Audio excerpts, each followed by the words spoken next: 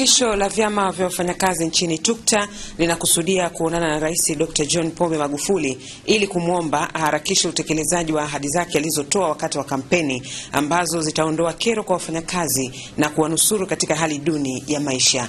Tujiunge na Hassan Hashim kwa taarifa zaidi. Kauli hiyo imetolewa na Katibu Mkuu wa TUCTA Nicholas Mgaya wakati akifungua mafunzo ya siku 3 kuhusu upatanishi na usuluhishi wa migogoro kwa waajiri na wafanyakazi wa sekta binafsi. Amesema katika kampeni zake Rais Magufuli aliahidi kushughulikia kero ya kodi kubwa katika mishahara, viwango duni vya mishahara ya wafanyakazi na mafao ya uzeeni kwa wastaafu. Sisi kama tabaka la vyama vya wafanyakazi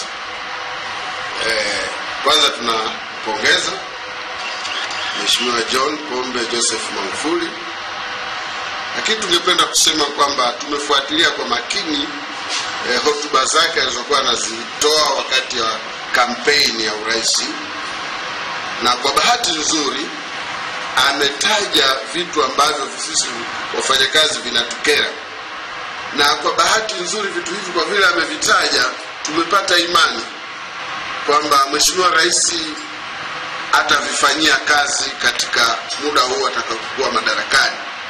Akizungumzia kuhusu ajira kwa wageni, Mgaya amesema baada ya kupitishwa kwa sheria mpya, jukumu limebaki kwa mamlaka zinazohusika kusimamia kwa makini utoaji wa vibali vya ajira kwa wageni. Kwanza tatizo linatokana na kwamba kulikuwa na sehemu kama 3 zinatoa vibali vya ajira.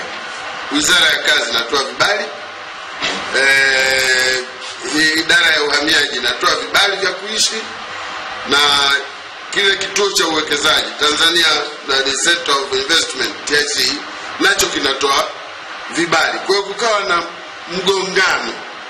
Kwa hiyo tunaamini kwa mtiririko huu mpya na serikali ikisimamia ipasavyo sheria hii, wageni ambao wapo hapa katika mtindo ambao sio halali wataondoka.